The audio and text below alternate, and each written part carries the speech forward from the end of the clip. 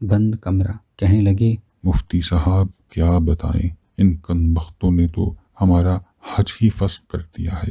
ہمیں کیا پتا تھا کہ ہمارے پہلو میں غلاظت کا انبار لگا دیا جائے گا اور ہمارے لیے اس پاکیزہ فضا کو متعفن کر دیا جائے گا۔ کسی سے کیا گلا مفتی صاحب، اپنے اپنے نصیب ہیں۔ وقار صاحب نے جو کھڑکی کھول رکھی تھی اس کی نوعیت انوکھی تھی۔ پتہ نہیں انہیں مکہ معظمہ میں ایسی پرلذت اور پرسرار کھڑکی کھولنے کا خیال کیسے آیا تھا۔ جس جگہ وقار اور اس کی بیگم مقیم تھے اس سے ملحقہ ایک کوٹھڑی تھی۔ یہ کوٹھڑی ان کے معلم کے عمل دخل سے باہر تھی۔ اس کوٹھڑی میں ایک ادھیڑ عمر کی ایک پاکستانی زائرہ مقیم تھی جس سے اچھی طرح واقف تھے۔ یہاں تک تو بات ٹھیک تھی، پھر ایک روز ایک اجنبی زائر سے ملنے آ گیا۔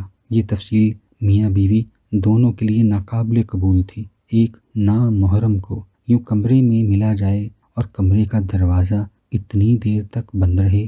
بیگم وقار اس روز سارا دن یہ کیا ہو گیا کا ورد کرتی رہیں اور بار بار اپنی میاں کی توجہ اس بند کمرے کی طرف مبذول کراتی رہیں۔ میں پوچھتی ہوں یہ کمرہ اتنی دیر سے کیوں بند ہے، آخر کیوں؟ اس کے بعد میاں بیوی دونوں کے احساس شرافت پر ایک اور ظلم ڈھایا گیا۔ وہ نامحرم مرد اپنا سامان لے کر آ گیا اور باقاعدہ طور پر اس کوٹھری میں خاتون کے ساتھ مقیم ہو گیا۔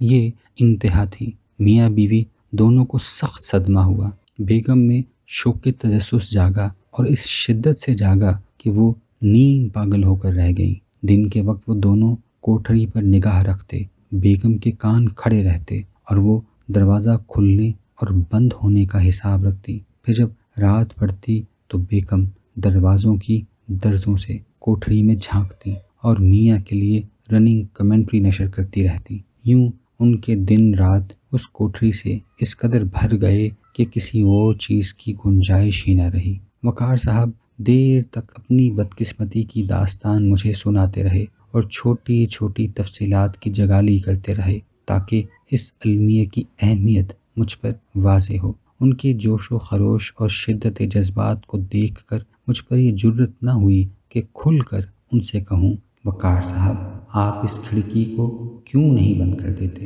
صرف ایک بار میں نے کہا، وقار صاحب بند کوٹھری میں جینے دیجئے، آپ حرم کے کوٹھے کی موج لیجئے، اس کوٹھری پر بند خانہ کعبہ کو کیوں قربان کر رہے ہیں آپ؟